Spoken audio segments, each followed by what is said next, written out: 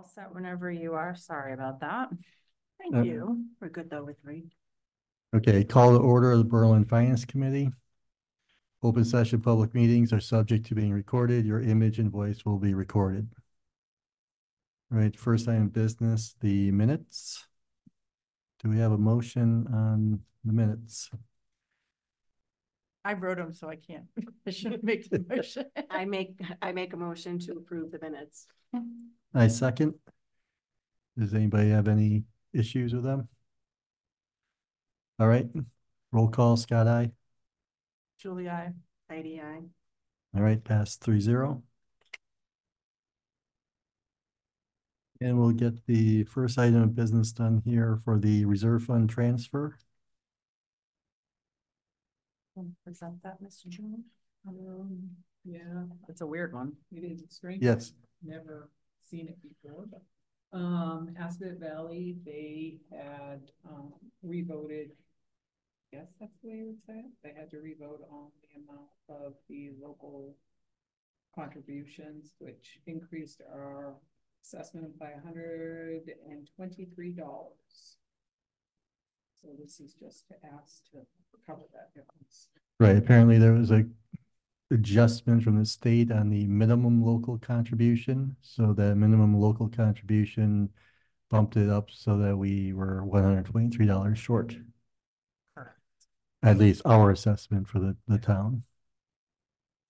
All right, so the motion is to transfer $123 from reserve fund to Assabet Valley Regional Assessment count. Was it 835? Yep. 5,300, 532. As stated. All right, so is there a second? Second. All right, any other discussion on this? Any other questions? All right, with no other questions, roll call, Scott, aye. Julie, I. Heidi, aye. All right, passes 3-0.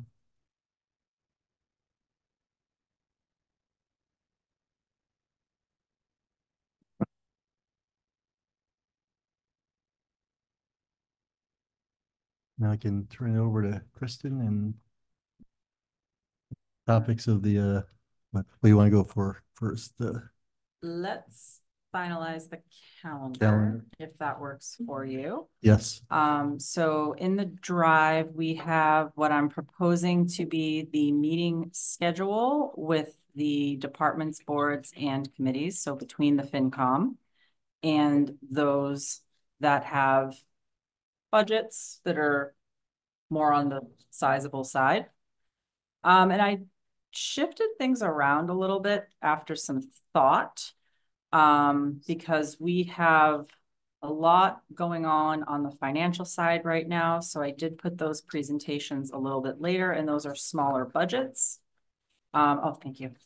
And I did reach out to Berlin Boylston and Assabet regarding December 11th. I have not heard back from either yet. So I will follow up because I think that's been a bit. I think I followed up, or I emailed them the week that we last met. So let me just make a note of that. It's going to be the 12th of December, or sorry, no, December 11th. Thank you. Now I'm getting dyslexic. It's happening earlier than 9 o'clock, guys. All right. And then I thought the next meeting that we get together probably should do police and fire. Those are our largest budgets, and those really drive and impact the rest of the budgets in the overall budget. And then I put inspectional services and highway and facilities together. Highway and facilities, obviously, a large budget as well. And then we get down into town clerk, conservation, library. I tried not to book more than 3 per night, because we also will have other things to perhaps talk about. And then we usually get an update from CPA, Community Preservation Act Committee. I put myself down for Veterans Services, so I can present that along with data systems and our office's budget. And then on February 7th, we have Berlin Boylston back again. Apparently we're meeting on Valentine's Day this year because that's just how it works. I feel like that happened last year or the year before. Well, last year was scheduled, but we ended up having, due to other changes, we had nothing. We had that day off. So, But why did we, everyone will love that one. is the date correct here on here, the dates aren't 14th? right. Oh, did I? Yeah, I not- was gonna say, there's no way, it was Yeah. last year. Cause, Oh, did I not put the right one in here? it's January 8th, I think. Or February 8th and, Well, no, Oh. I was checking my calendar because January, you have January 3rd. Yep, That should be January 8th. December 11th one, correct? I think that one sounds correct. You know what? It's on a Wednesday and Oh, Yeah. that's a good thing. Yeah. Okay, so I am obviously off here, or I had another version I can't access right now that I didn't upload, so I apologize. I think part of me was so focused on getting the people in the right Yeah. place that I may not have updated the dates, but I Okay. will update those dates. So it'll fall within whatever the closest Wednesday is to that date. That would make sense why we were. It's like, that Right, sounds right, yeah, oddly 'cause familiar. the first is a Wednesday, so Yeah. Okay, so So that's it's the gonna be 8th. the 7th? 8th, 15th. Oh, it is the 8th. Oh, so I started. Okay, Yeah, and Valentine's Day is on a Friday. excellent. So 8th, 15th. Yep. What's the next one you have? 22. Thank you. What if it didn't 29. save? Okay, 29. And then February 5th. Excellent. Thank you much. 5, And the 12th, 12. 19, Okay, 26, excellent. So then March 5. that looks like it puts us a week behind. So, oh, it's because of the way New Year's falls. Yes, the Yes. worst, March the 5th. worst way it could be. And then.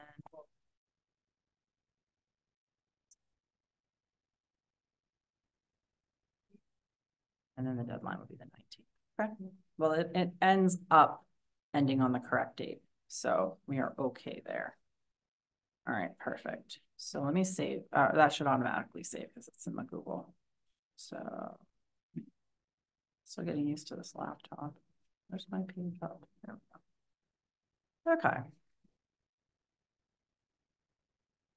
So now that we have the correct dates, the end dates are once we get through February 26th, which would be treasurer, collector, assessor, accountant, and any others that either had to be rescheduled or brought back. We have the end deadlines of March 5th to complete feedback to departments, boards, and committees. March 12th for final FinCom votes to reconsider any budget or warrant articles. There will be financial warrant articles in addition to the budget, as there are every year. And then March 19th is the deadline to submit FinCom's report and recommendations to the select board. So I can move anything around. I have not, just so you know, confirmed the schedule with anyone yet, because obviously I wanted to review it with you all first to see what you thought. So there is the possibility I may have to shift things slightly depending on availability. But does it look decently balanced to you? I kept the schools at the same time. It was just some of the other departments that I shifted around a little bit. I mean, I don't see any issues. I mean, it's generally the main ones that we've covered in the past, which is schools first, police, fire being at the top, near the beginning. And then the rest have always been shifting all over. Either for being people available. Yep. I don't think we've had to cancel any Wednesday meetings in a long time now for weather. No, but now we're going to have the blizzard of 72 Every Wednesday. and or 70, was it 79?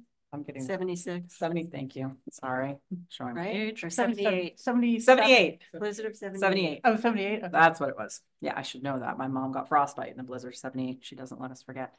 But now that we have that in there, you can always do a Zoom option because those are still allowed at least through March of next year for Through March? Zoom. Oh, excellent.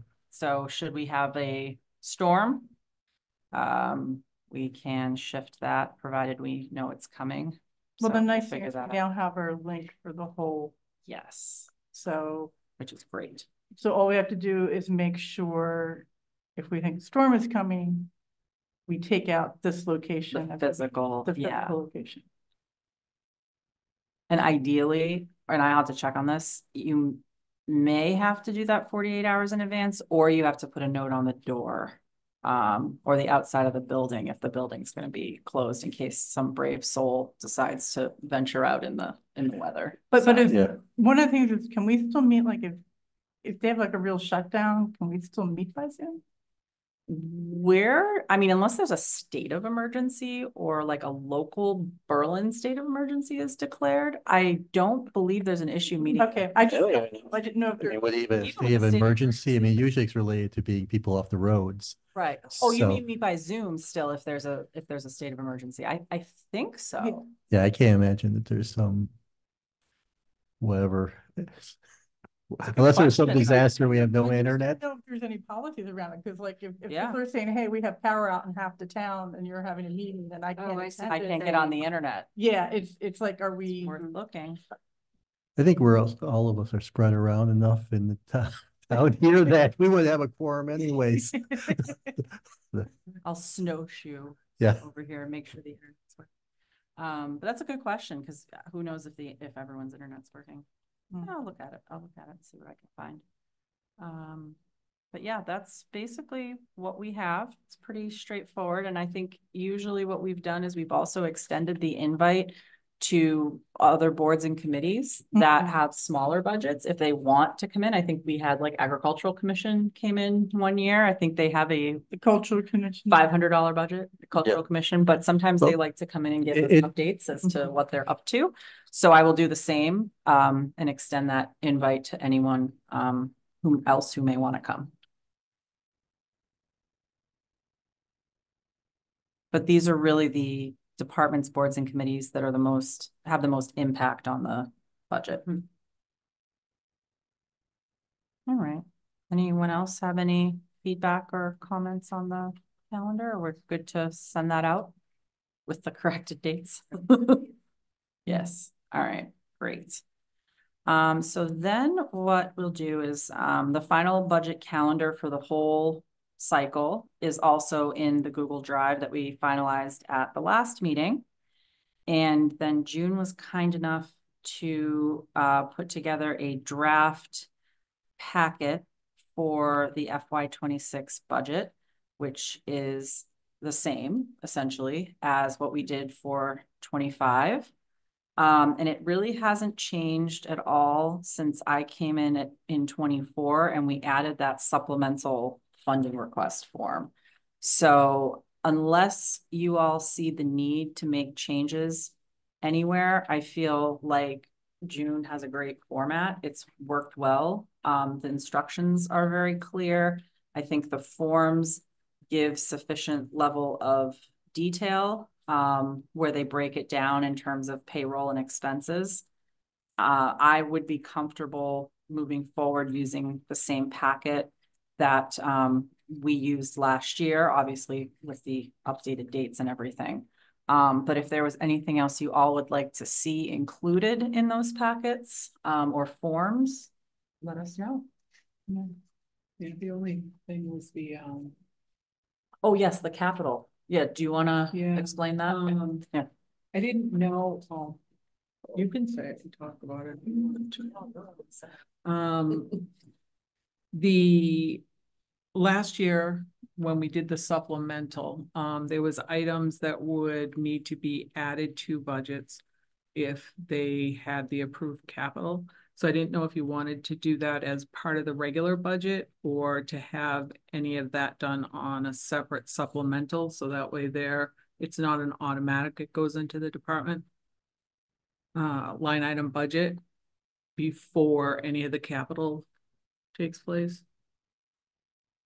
So like, explain that again. I just- So I- the last page, in Right. the past, we've had issues where if somebody gets a capital project approved, a lot of times they're not thinking about the maintenance part of it that's gonna be required in the budget. So if you have, I don't know, a new truck added, you're gonna have to have additional Right. insurance, you're gonna have to have additional gas.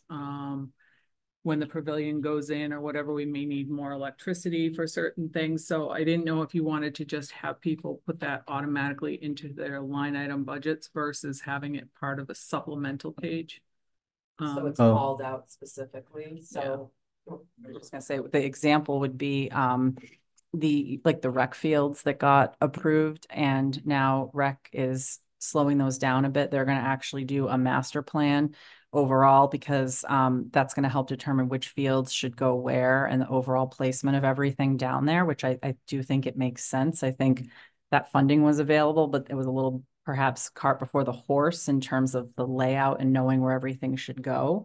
So they are going to be asking CPA for a master plan. So like the fields that were supposed to be starting their renovation this fall will most likely be now fall of 25. But we added the ancillary costs to their budget of the irrigation, electricity, and the cost to maintain, I think, the well. So our concern is, those are now built into recreation's budget. And if they were to use it for, and I'm not picking on recreation, but if they were to use it for something else, then we would have to add that funding again in FY26, where if we called it out as separately and included as part of a capital project, and perhaps for the first year, maybe we were talking about, would we include it in the article perhaps, and then put it into the operating budget? So if the project doesn't end up happening, that expense doesn't go into their budget permanently and get carried year over year and just be sort of an extra slushy little expense in there, because we don't want that to happen. Not Right. intentional. No. Yeah, Right. yeah.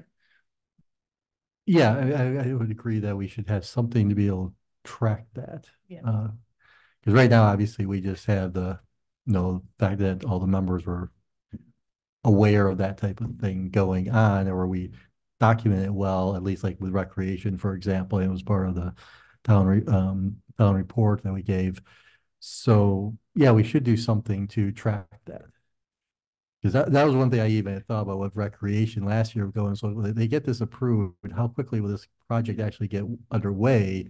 Will they even be, because we added in like for extra mowing, all that stuff, even with the highway department, you're going, no new budget would start July, but if they had everything done in early spring or that stuff, they would have needed it, or still would need it. Well, and they will need it next year. So the Yeah. fact that it's built in, but I think what we're concerned about is We don't build it in a second time. It's Correct. like that, the previous budget already accounted for that. You just didn't have to expend it last time. and we don't want them and- to expand and use Exactly, it this year right. for a different purpose. Mhm. So Yeah, I would agree that we should do. So what's your proposal is to just add the question is whether we just add it to a budget supplemental? Or how do or you, form, yeah. Yeah, I didn't know if you wanted to just have it separated out with the regular supplemental. Like we do now on, I don't wanna say wants, but, additional, requested items. And that if we can do it, then we can. But my big concern is that, one, it either gets slushed in, or do we want to do it as, I don't want to say a separate line item, but, or add it into, say, how we have the HR account that goes under Kristen. If we were to do any type of uncertainties to put in there versus putting it into the line item by the departments, just so that way there's a better tracking, I guess. Mhm. Almost like, I would call it like a project contingencies almost account or something of that nature. And then if a project dies, then it doesn't permanently, go into the budget, because Mhm. who knows? June and I might win the lottery and we might not be here the next year. You all might win the lottery too. We might share. So, it would be good to not have those baked in if they Mhm. shouldn't be there ultimately. So that probably If it's makes just a them, year, just yeah, it probably makes the most so sense it's of, not an accidental Mhm. use because you're thinking, Mhm. oh, I've got an extra $5,000, so let's do X, Y, and Z, not realizing that next year, that's already earmarked for a project, so Mhm. just a thought. Yeah. I mean, that does sound like the best option. If you can come up with just that general category, I don't know how you'd actually label it, Yeah. that you would, we understand what dollar amounts went in there for each item, and anything that's delayed, like for example, the fields, what if there are other delays and the extra fertilization and all this other type of stuff that's expected from it doesn't happen for 2, 3 years out instead of it just continuously going into their budget. Right. The only thing I'm a little worried of creating anything that looks like a slush fund, right? Yeah, So I the, don't want to- right. And so the flip side to this is like the HR line item, which does make sense. And we put the controls in place that FinCom and Select Board have to sign off on that for it to Mhm. be used. We could do something similar. And town meeting did not appear to have a problem with that. Mhm. But I think the more sort of open-ended accounts we create the possibility for an appearance of like, what is that money sitting there? What's it for? So the other thought I had was, could we create a new line item within that department's budget?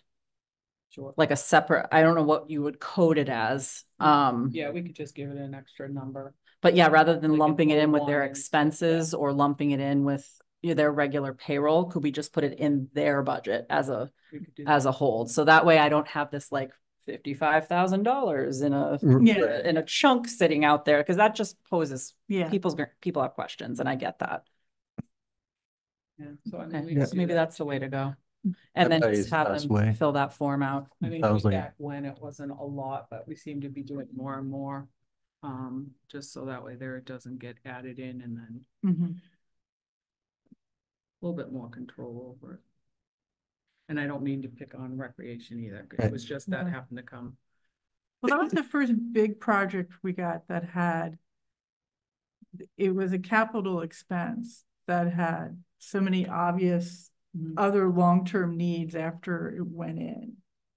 Yeah, because we have a lot of those though that are happening as far as there are additional things, whether it be insurance increases or electricity or any of that type of side stuff that isn't even necessarily in the department's budget alone. Like I said, with electricity, Mhm. there was something else too, but I can't remember. Something with irrigation. Insurance. Yeah. Oh, yeah. Just a thought. Yeah. I mean, we can work on it this year as we go, just to keep that in mind. Yeah, I like Okay. that idea. I'm wondering, I think we could probably use the supplemental funding request form that we have, but we could also use a similar, almost the same form or similar to what you have there, Which is and the call it last. out as specifically capital. Because it's on the bottom, it's the very last Do page, you want to see this? it's like the third page. Oh, of the Yeah, capital, I- the yeah, capital actually, spreadsheet. I did include it there, Oh, nice. Mhm. so I think it was almost, This packet is available on our Google. Mhm. I believe so. Yeah. Yes. Yep. And this is just literally, a draft, based on FY 25. So, sorry, I didn't bring a printed out, copy of that. That's okay. You see- No, I like that idea though, because I think we're going to be continuing to bring in CPA money particularly and having CPA projects. CPA, as we all know, can't fund maintenance. And so how do we also have a long-term maintenance line Mhm. in budgets of departments that have, or we put it in facilities, whatever we end up doing for things like the rec courts, the pavilion, different things that we're doing with facilities. Mhm. And again, not picking on recreation, but Actually, they are it's- just it's the actually- example. it's actually, they're actually Yeah. an example of getting it. It's like Yes. they're really the stars, because we now have a Agreed. template to start this process. Because when I moved here, it was kind of frustrating to hear that, oh yeah, we put in they had tennis courts, but then there's no long-term plan. Right. So when they started to deteriorate, there wasn't anything in place to get them back up to shape. I mean, now there's something else, but it's a real shame, like, because these projects are getting much bigger. There's more people involved. Like you said, all of us, by the time they finish, we may all be off doing other things. Alien abduction, who knows? And they have to figure out, it's like, oh, we didn't budget for that. And suddenly we've got like to find like another 30,000 Yeah. to cover, or it turns out that one of the pieces they got, you were supposed to have a maintenance contract, and if they get all that information up front, you know, it makes it much easier for the town to be able to keep it nice. And institutional memory unfortunately deteriorates over time, right? Because now employees don't stay as long in positions, boards and committee members at some point are like, I don't want to do this for another 40 years. I've already done it for 40 years, you know? So I think that continuity was always something we struggled with in my last community was, oh, does anybody remember like what we did with this? And when it's weird things, like it just goes into the budget, you know, it's easy for people to forget what it's for and end up using it for something else. So I think that's a good safeguard for us to have. So that's it on the forms. And if anybody has any questions on those, unless there was anything else you wanted to go through, No, June. pretty much everything else is same as it's been. And those forms actually, just in case you really were interested and love Excel, in the drive, I did actually put them in their Excel version, in case you wanted to see them like that, along with the supplemental funding request form. And actually, if you go into that forms folder, I put a copy of the FY25 budget memo, just so that you get a sense of what we need to update for 26, which I figured we could either start tonight or work on at the next meeting, probably the next meeting, only because I haven't had a chance to start pulling in the research on, you know, the general economic overview, where we're at with CPI, you know, all of those things. But there is a section in this memo that is going out at the top of this packet that is from the FinCom. So if you go to the bottom of page 2, it's a short message. We were trying to combine forms, I think, a few years ago, or letters, and not have 3 separate letters, one from the select board, the FinCom, personnel, and the town administrator. That's actually 4. So I think we can get you a little bit more information, but just start thinking about what you might want to write in here based on last year's, where we left off, where we see things heading. You know, and I don't know that this is the place, but this is almost like a continuation, Scott, of, you know, how you do your budget, the finance committee does the report for town meeting. I almost think it might be nice to kind of pick up there and like continue forward a little bit. So it's like, you know, we have new administration at the schools and, you know, new emphasis on collaboration. And I don't know, we maybe could take that kind of a tone with it a little bit too. We can definitely see, you know, 'cause, I mean, part of it kind of did tie off a little bit of that just from last year's, because at the bottom, you know, the last paragraph here on page 1, they'll talk about the free cash in the budget and stuff like that. Yep. So we do need to, they definitely, you know, leverage what was mentioned there and what actually happened. Do we have any, I know I asked it last time, I know it's not going to be certified, stuff like that, but we must have some general idea at this point, like free cash? No, not even a range? Nope, not at this time. Nope. What would be the time? Is the official time? It has to be as soon as possible, but yeah, it's going to take some time. So we are doing a full reconciliation in detail of FY24. We did have some change in personnel, actually a complete changeover in personnel in the treasurer collector's office. We have new policies and procedures that are in place. So we are really taking a hard look at 24. We did finish 23 and we did have a clean audit with no findings, which is excellent. Sorry, I was trying to see if I could print this, but it didn't like where I was trying to print it to. Next, it won't- oh, there we go. Let me see if it'll do it remotely. So they're doing FY 24 right after they did FY 23, or did they do FY 23 a year ago? No, so the FY 23 reconciliation we just wrapped up as part of, sorry, we finished it through the audit process, but we went back and took another look to make sure everything tied out, and we actually just We just did, yes. tied everything out yesterday. So the accountant and the treasurer tied out, everything matches. Mhm. We are wanting to make sure that everything is accurate. This was a bizarre budget year for FY 24, to say the least. And going into 25, we have some unique situations with regards to the school budgets in particular. So we want to make sure everything ties out and we're getting going on the right foot.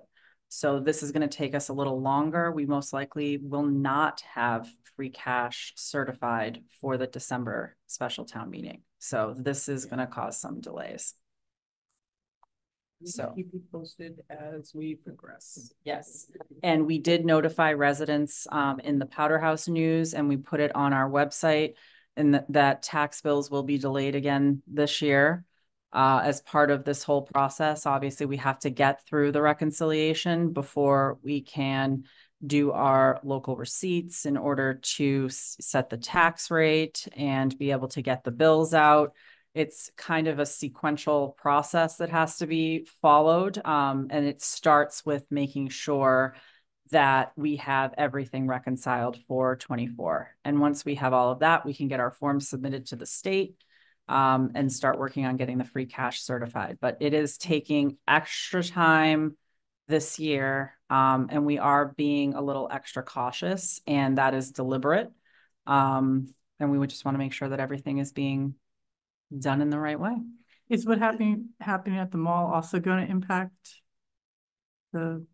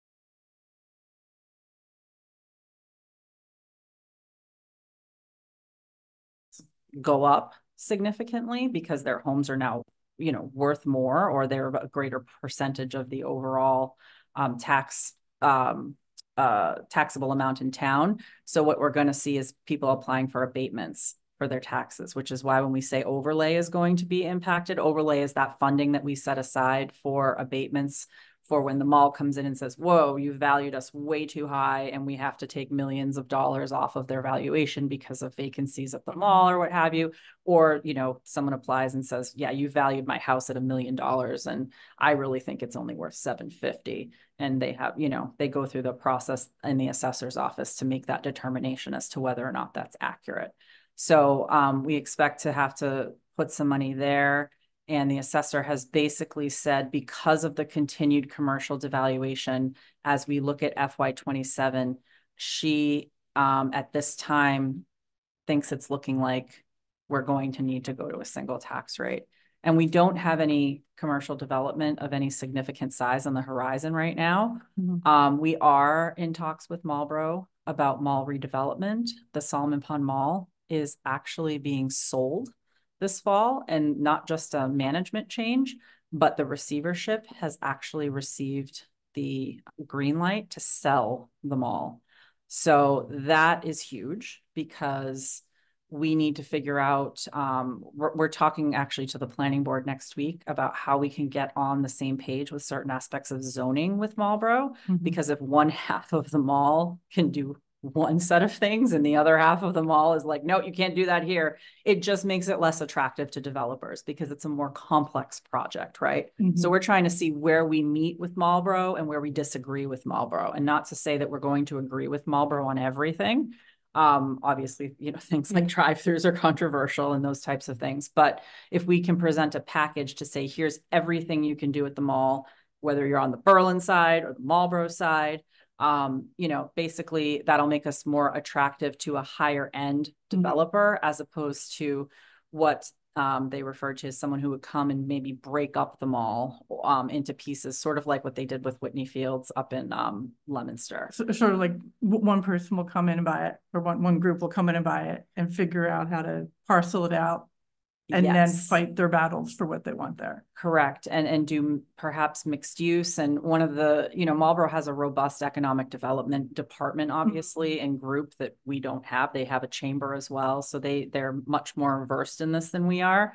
But they're saying the mix is residential, retail, and entertainment. And the example they gave is like the Apex area down there where they've got the hotel, they have food, they have shopping, they have Apex. Well, I saw that in Cambridge and Boston over the last 10, 15 years, when they redid, like they basically, in East Cambridge, where they tore things out, they put in these mixed use facilities. So you have park and you have like first level coffee shop and grocery store and a good restaurant that you can run into. And then above are usually, you know, modern style condos or apartments or offices. You know, it's all walkable. You know, there's just a lot of different things you can do in one area. And I think, like, and if you go to Somerville, where they were going to put the IKEA pulled out. Oh, okay. And so they put again, it is very interesting because on one side it's like just like more strip mall style, like the Trader Joe's and everything. And the other side is these blocks of mixed use development. And so first level is like an outdoor mall, and there's some really great restaurants, and you're right on the river. Right. And so it kind of becomes more of a community type space. Exactly. It's like it's a space that people want to go to for different reasons, you know. And we'd love to attract that here. And actually, the fire chief, Mike McQuillan, is quite interested.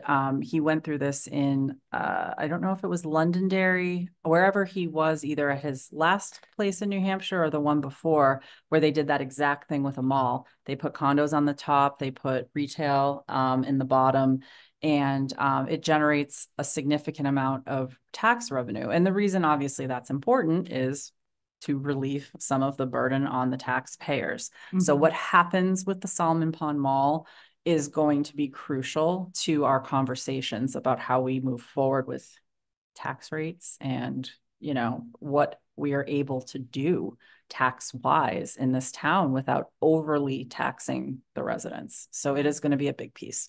It's interesting you mentioned the retail at the bottom, condos in the top, as originally was Riverbridge was supposed to be.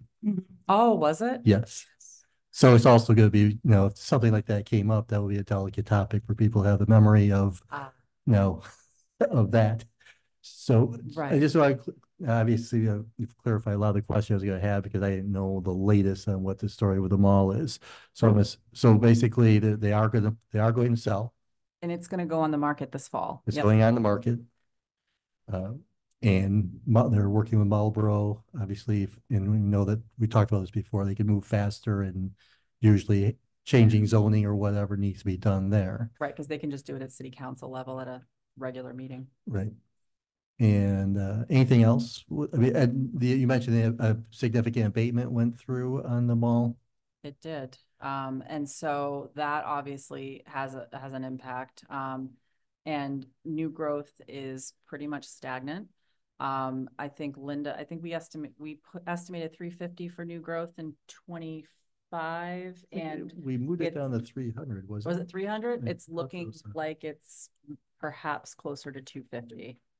So So our that's estimated number is high. looking too high. correct. So we are going to have to estimate even more conservatively when we look at 26, which obviously isn't good because that's a chunk of change that we use every year for escalating costs of inflation and increases to the departments. So 26 is going to be tight. Is there anything that is looking better in the sense of like excise tax or the taxes from the hotel? If we could move the town boundary to take in Starbucks and Panera, things would look a lot better. No, but in all seriousness, hotel revenues are very strong. They continue to be, particularly in light of the ice rink over in Marlborough and the fact that a lot of the hotels in Marlborough were being used for temporary housing for shelters. And so it drove traffic over to the Homestead Suites, which have a high or low vacancy rate to begin with. They're also a little more expensive, so they don't tend to get used for migrant housing or temporary shelter because they go for, obviously cheaper, so you can house more people, which makes sense. Take care of the greatest number of people.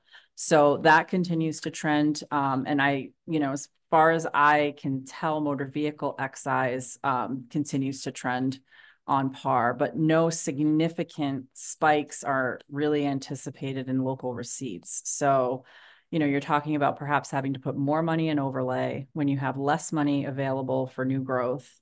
And, no real significant increase that I foresee in local receipts. So we're not going to have a lot of wiggle room in terms of new expenses. Right, so if that, estimate of the new growth is, I was just trying to find the budget to confirm, assuming it was 300, but it's really 250, so that'll be, assuming it comes around that, it's another 50,000 that's likely to come off the levy.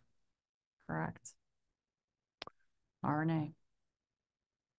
And what is the rationale for thinking you need to go to a single tax rate? Because would somehow you're thinking that if you went to a single tax rate, it would make the valuation of the commercial higher? Because if you go to a single, right now, not that we have a lot of commercial. Obviously Solomon Pond's a big piece of it and what's over, where Cabela's and that stuff are. But what if you go to a single tax rate?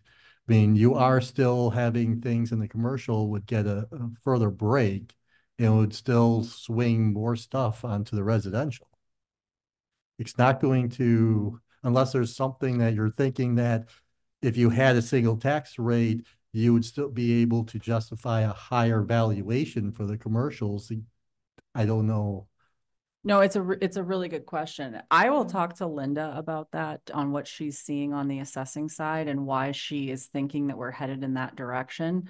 I honestly don't want to give you a speculative answer. So let me get a real answer unless you have any ideas. It's been so long now, I don't I know. remember what it is. But, it. I want to say that because right now we've pretty much, the split is as far as it can go.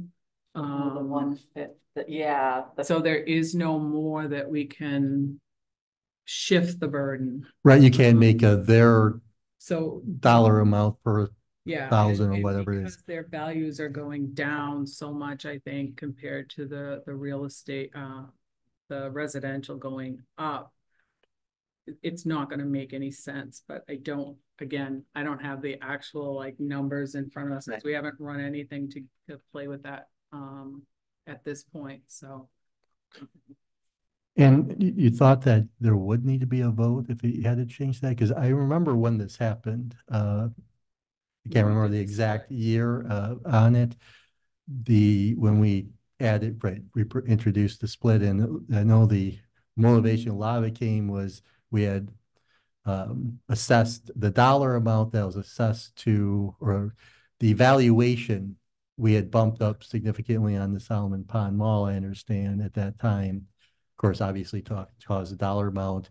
And they were more, with the abatement process was about the dollar amount on that and going after that. So the solution was going to the split tax rate, because then they don't, basically the Solomon Pond couldn't contest that. They could only contest their valuation.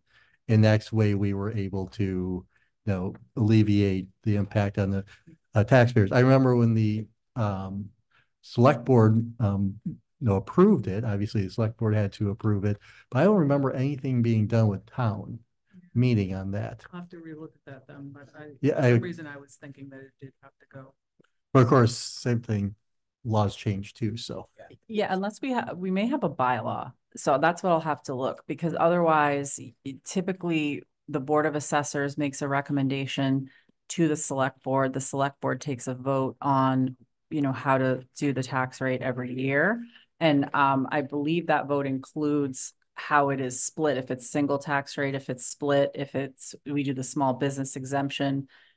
The other issue we're having, and this is where it gets complex, and now I'm remembering, we have a huge exemption for open space right now that is taking away. So there are properties that are commercial, but they're getting a huge open space exemption.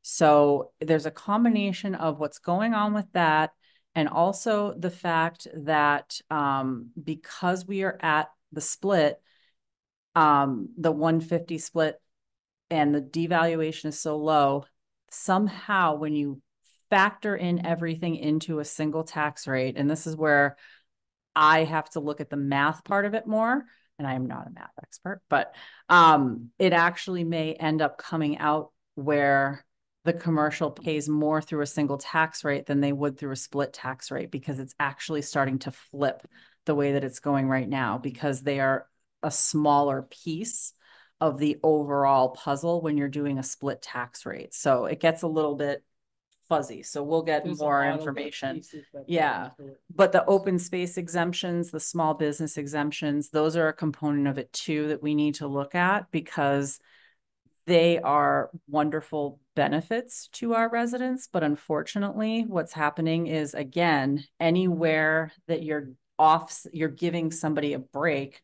that's putting it more back on the Somebody else is residential paying. side. Yeah. Correct. So we just may have to do a complete overhaul of how we, basically look at our tax burden and where it goes in town.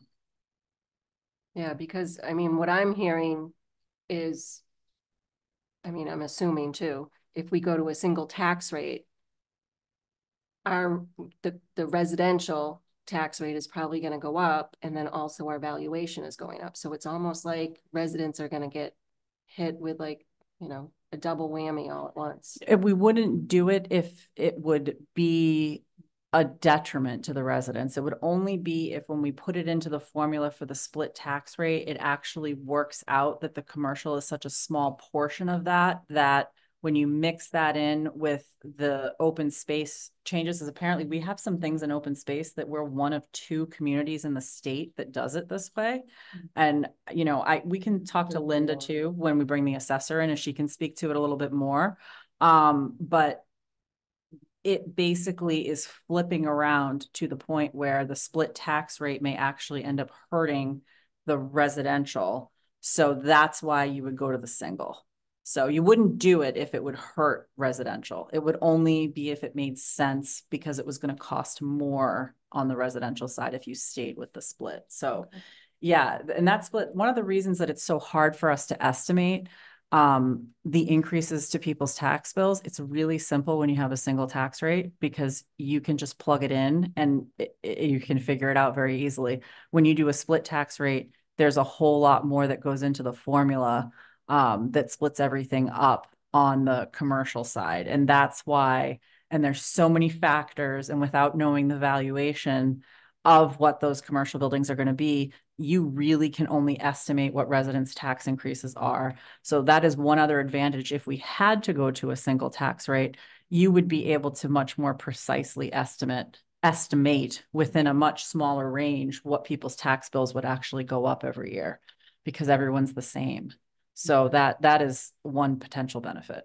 But again, it would really be if it only made sense to do that, because it was going to end up hurting residential if we kept it split. Okay. I'm going to work on doing some funky Yeah, math. Right. we It's funky definitely math. gotta play with it a little bit before it actually Yeah. goes there, but. And the reval is going to inform that as well when we get through that. And the other question, the tax bills. The tax bills would normally go out, the official date is normally would be November 1st, right? Or is it they're due November 1st? They would go out October 1st, which would have been yesterday. Yeah. Right. And when, is there an idea when, how much they are going to be delayed by? So the last 2 years, they have gone out at the end of November, and they've been due, unfortunately, right around the holidays, which I know is not a lovely surprise for everybody, but people generally do anticipate that they are coming. We have to get a little bit further along in our process where we're at right now before we're able to say where we're going to be at. Right now, we're working into FY24, and we basically don't know, because every month is different. Every month has different challenges, and it takes some months are longer to reconcile and some months are shorter. So it's really hard to say how long it's going to take that process. And once that's done, or we're closer to the end of the fiscal year, we're working in October right now. So once we get closer to the end of the fiscal year, then we'll be able to give an estimate on when those tax bills will go out. You're in October of so you're just in through the first quarter. So you still have 3 quarters to go. Okay. Yeah. So you're looking at okay, It's it's gonna be a ways while. out. It's gonna be a while. Yeah. And as soon as we have an estimate of when those tax bills are gonna go out, we will put it on the website. We'll put it in Powder House News. We'll try to get that information out through meetings to residents and, in any way we can to communicate it. But we really have to make sure we've dotted our I's and crossed our T's, and, just have to be So careful. is your office doing the Powder House News now? Or We is it- are. We did our first edition that came out in October, and it is on the website. It is available in hard copy at the general store, the library, 19 Carter, Northbrook Village. And so if you can sign up to receive it automatically by email through the website. There is a link that you click, and it's right on the homepage of the town's website. And so if anybody has thoughts, ideas on our sort of inaugural townwide experiment that we're doing for this year, please let us know. And again, many thanks to Lori Fairbay and Dee Green, who have been working really hard to get that going. So unfortunately, I wish I had more precise information for you. I don't at this point. As soon as I do, you will know. It's very important, in this day and age, to make sure that we're doing everything accurately and everything lines up. Okay. Is that going to impact trying to do the town meeting? Probably not, because we don't have any free cash articles on fall town meeting or winter. I'm calling it winter now, town meeting. So the biggest thing is the public safety mitigation funds for the upstairs renovation. That's not impacted. And the only other thing that really would be impacted would be CPA, and they're trying to stay on the capital cycle and do their projects in the spring. So if they had one they were trying to kind of like squeeze in December, we wouldn't be able to do that without having free cash certified. And what is the new date, or was it the date for the town meeting? I know we had 2 dates last time. Yes, we were talking. December 9th is the official date. The select board did set that on Monday. Was it 6:30? I don't know why I'm having a mental block on the time. That is so weird. They wanted to do it a little earlier because our bylaws for annual town meetings set a specific date and time. It's the first Monday of every month, but special town meetings are set by the board. I'm just looking through my notes from, I think it is 6:30. No, I'm pretty think sure it we was. said 6:30. They wanted to go a little bit earlier. So right now I have 15 potential articles that may whittle down a little bit more. So there are a fair amount on there. And if you'd like, I could give you a quick rundown of that when we're done with the budget stuff, or we can go into it now, whatever you prefer. Let's finish the budget stuff. So I don't know if we want to talk more about the memo or anything else that's going on. I'll just look through, I'll look through the pieces we've done in the past and I'll update and send it out. Anybody else too that has any contributions they want to make, please do. So I'm not gonna be at the next meeting. Okay. I'm pretty much unavailable for 2 weeks in November, in October. So, we'll need somebody to remember to take minutes. All right.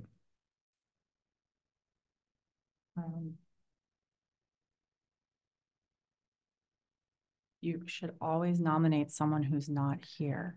Yes. Well, Right. the But I problem didn't is- say that, except I did on You see, television. the problem is I nominate somebody who's not here. And then might they don't not- show up. They won't show up at the next meeting and you might not have quorum. It's like tag, you're not here, so. No, Basically, you can copy what I did this month and I'm happy, if somebody sends it to me, I'm happy to then send it out again. Make sure it's. You've given a good format that whoever does it will follow. I know we'll try to follow as best as they can. And then it's good practice because then I can't make the special town meeting. So then somebody else can get nominated to do that one. if I was not running the Zoom, I would offer to, but this is like just trying to keep this. in of No, itself I is a think lot. other people should get practice, you know.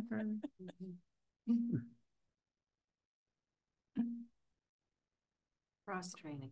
Yeah. Go. Mine would be really brief. All right, anything else on the budget stuff then we can, Not at this time. so do we want to get a quick rundown of those articles or does anybody have to leave? What time is it? Is that clock accurate? 8:40. 8:40? Can you make it a real quick, just Oh, yeah. And this is still literally a list at this time. Nothing has been approved by the select board. They will open the warrant Monday night, the 7th, with an anticipated close date. I'm asking if they will mark the close date as October 28th. So that's a 3-week window for anyone to submit articles that have not already been submitted or put on my radar, if you will. So what I have here, sorry, the document's just taking a second to load. Appropriate the public safety mitigation funds from Highland Commons to the public safety second floor renovation project in order to complete that project. Transferring funds from the energy stabilization fund to a special article to enable us to use some of that funding for energy services. In particular, we have applied for a grant for a part-time energy manager who would assist with, and it would be funded in part by this funding as well, or matched by this funding, who would assist with the next phase in green communities, turning us into a climate leader community, and also working on energy upgrades at the municipal facilities, which, as we know, when things are upgraded to energy efficient, saves us money, and we like that. So that's kind of an indirectly financial article. We do have a couple of FY25 budget transfers that we need to make. The first is we need to move the animal control officer salary from intergovernmental to the police salary and expenses as the proposed regional agreement fell through.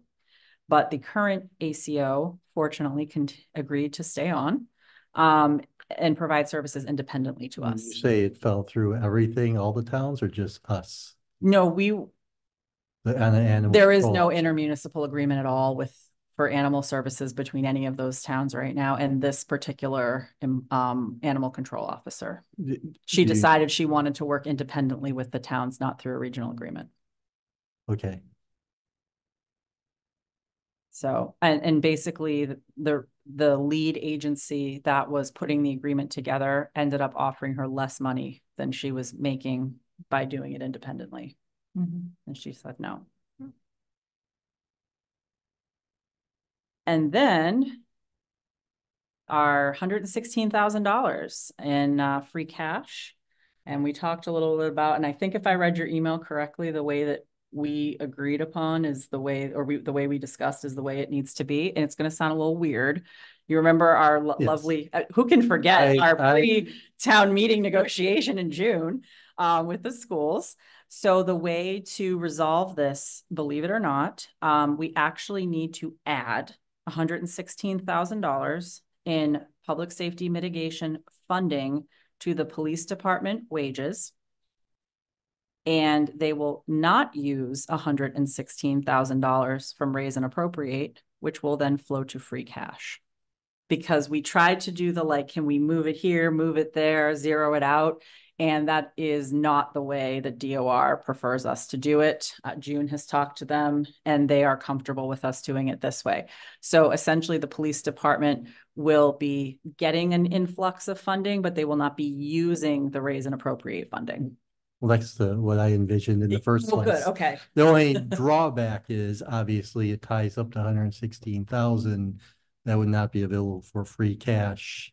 You basically out there and you won't have access to it for a year. Correct. That's the one drawback to it. But then you know it's coming Yep. eventually. Okay. And it is tied up right now anyways, because it's tied up in the school budget right now. Right, So yeah, we're it was- actually okay. Yeah, I mean, it was the best we could do based on the single line item. Exactly. So those are the two FY25 budget transfers that we would need to do. We actually need to amend the recreation revolving fund bylaw to include payroll as an eligible expense to pay for the seasonal hires that they have for their programming now. So not only do they have the summer counselors, but if you remember when they came in, they're trying to do some programming throughout the year. They need to be able to pay that out of the fees that they take in. And right now the bylaw does not allow for payroll. So we do need to amend that. Let's see. Riverbridge. We are going to likely just have to push out the date of when we're going to acquire the property. And this is really complicated. If you're super interested in this, there was a Conservation Commission meeting on September 18th that you can watch. But in order for us to acquire the property, it requires a process that goes through Article 97, which is a very onerous land use process. We have to transfer the restriction that is currently on the property to another entity to hold it because we cannot own a property and hold a conservation restriction on the same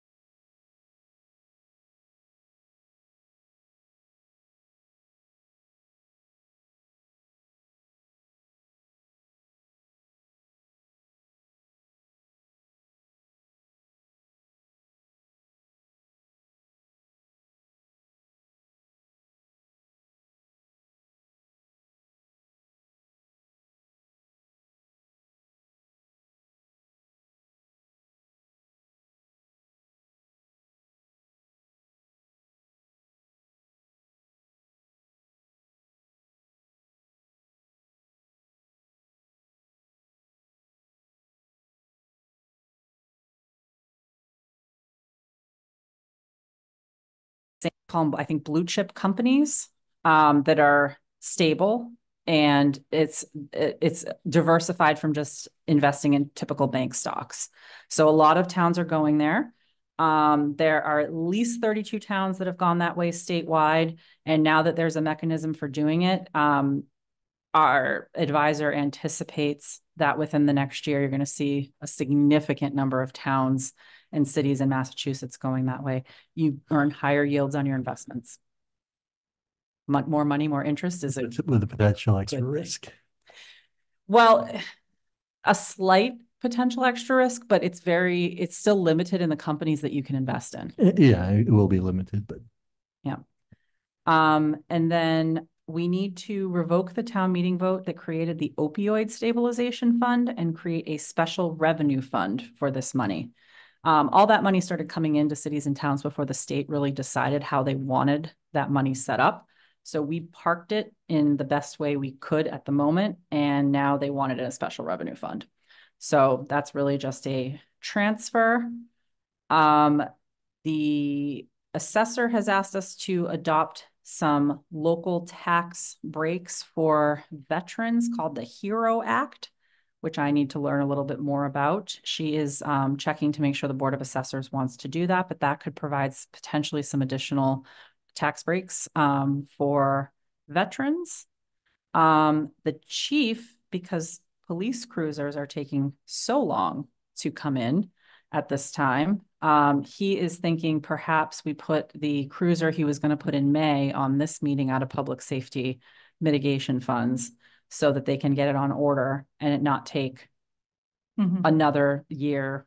You shave 6 months off of that basically by ordering it sooner. There's also talk about potentially repurposing the fire station roof replacement article to use it for other purposes on the building, which would potentially be a demo of the building that the select board is discussing at this time. They're having a meeting with Capital. Is this the old fire station? Or Yeah. Rudolph? Yeah. Yeah. So when they talk about that, they're talking about both buildings over there, They or just the one building? are talking about both buildings together. They are both in very bad repair, ill repair, if you will, and not worth investing literally a dime into. And by demolishing those buildings, but retaining the land, public safety, we could actually build like a driveway road out to 62 that way at some future point that would be much better than them trying to go through the crazy little intersection that's out here. So it's like bypassing all of that, which is what they originally wanted to do, but they can't because those buildings are there. So potentially that, because there was an article several years ago to replace the roof on the old fire station. Yeah, and as you know, there's a blue tarp on there. A new blue tarp. Yeah. But it doesn't make sense to replace a roof on a building that you were going to potentially demo, and we were waiting to see what the facility study recommended, and lo and behold, they said do not put any money into that building. So that could be repurposed. Also, the housing trust, we may need to appropriate funds that are now parked in a donation account that we charge developers when they didn't build affordable housing, and that money rightfully belongs with the new Affordable Housing Trust, but we may have to do some town meeting action to transfer it over to them. So we're looking into that. And then there's a couple other little things, like the Housing Trust is looking at some town-owned properties they would like to have. So that would require a town meeting vote. And we may amend the composition of the CPA committee to remove the defunct housing partnership member and add a member from the Municipal Affordable Housing Trust, since they receive direct funding from CPA. So that's my quick word. So you have a lot of housekeeping articles on it's that. a lot of housekeeping, and in all honesty, a number of these could wait till the spring, but because several of the financial articles necessitate a December meeting, it makes sense to get some of these housekeeping items out of the way rather than have a 45 article May town meeting. So. It also sounds like it will let people be better prepared for the actual town meeting, because we'll know where some things stand. Correct. I think the way we're moving now as a town, especially in light of grants that are increasing all the time and projects that are ongoing, we're likely moving towards most years having a special town meeting. Most towns have one in the fall/winter. And we're just getting busier. There's more of a need. Have there been any residents speaking up about the demolition of the old fire station, claiming that there's a historical value? So it does have to go before the historical commission, who can put a 6-month demolition delay waiver on it. So it would have to go through that process, but that process cannot start until the select board decides or votes what they want to do, allocates funding to demo it if that's the choice. Then we have to hire a contractor, and the contractor has to pull the permit. And the pulling of the permit is what initiates the historical commission's demolition delay process, where they review whether or not they're going to put that on there. But it is a maximum of 6 months that they can delay it. So these conversations are fresh. We really haven't had a whole lot of discussion yet. I definitely think there are some residents that are not overly thrilled with the idea of those buildings coming down. Unfortunately, they are a drain on town resources if we are continuing to maintain them properly and put any kind of funding into them. Now they're used for storage. So do you have to find other storage? Yes. So we are working on that. We've already removed one truck from the old rescue building that was in there, a large old fire truck. And Historical Commission is working on moving items out of there, as well as I believe it's the Boy Scouts and the Lions Club that have items in the old fire station. So that's all underway. So they need to be allocated space elsewhere? Or are they on their own? Well, I will tell you, we actually legally cannot house items for non-municipal entities. So like the Lions and the Boy Scouts have to find their own space. Historical Commission, we had a big board discussion about space, and that is going to be an ongoing, continuing conversation. But we really believe they actually have a very specific criteria for what makes things historical and with a nexus to Berlin. There are a significant number of items up there that do not have a nexus to Berlin that we have asked them to cull through and sell, remove, donate to the transfer station, what have you. So we're working on that process. And it sounds like they need to be applying for, well, they're ready to apply for CPA funds, They can. but to get like outside curatorial, like I guess that's what you call it, like basically an expert to come in and help them, because it seems like a lot of work for volunteers. If they have all this excess materials and they are responsible for having brought them in, to be able to accurately analyze which ones actually fall into the requirement to keep them. Absolutely. And that's a conversation I've actually had dating back to when I started. Like, what do you need? Do we need to get a grant? Do we need to get some funding to bring on additional help? And I remain open to putting an article on town meeting if that's something they'd like to move forward with. So far, they've been doing it just as a volunteer committee, but I agree with you. It's a lot. But it's also one of those, because I just know from other things in my life, it's like you do something and it takes you weeks, and then you hire an expert and they do it in 2 hours. Yeah. And it's just because that's what they do. That's what they've been doing like for 20 years. And exactly. They have the resources, and they're also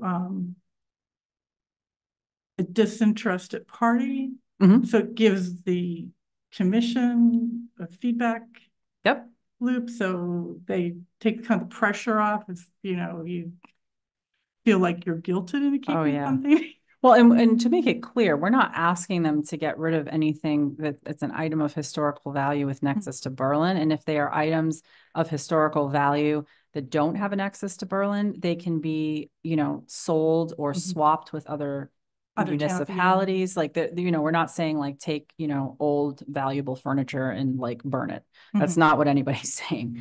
But there are certainly items that either have a questionable nexus or perhaps not really one at all. Or they, may not actually have a use. Like there's a lot of items that have been pulled out of old homes in town, like cinder blocks and doors. And I don't know that you need 30 doors or a lot of cinder blocks. So I think some of that could be whittled down. Because we do not have unlimited space, unfortunately. And, they are not the only group taking up space in town. Obviously, we have 2 giant fire trucks in a building. You know, we've got 1870 that has storage in it too.